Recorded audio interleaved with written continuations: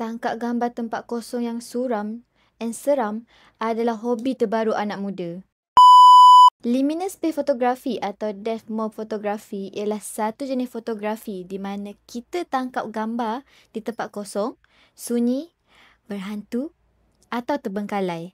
Contohnya macam di mall yang mati, tempat yang dah lama tutup atau hotel lama yang berhantu. Dia macam ala-ala ambil gambar estetik tapi version seram lah. Lebih senang nak faham macam korang sengaja ambil gambar bangunan yang kosong atau usang sebab nak ada feeling-feeling seram. Macam ada sesuatu yang sedang memerhatikan dari sudut gambar tu.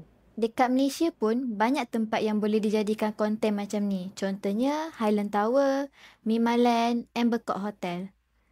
Tempat-tempat yang spooky and ada vibe dark yang tersendiri. Orang barat dah collect vibe macam ni sebab nak gambar jadi estetik seram dan bernostalgia. Korang tunggu apa lagi? Pergi cari tempat kosong and shoot kat sana.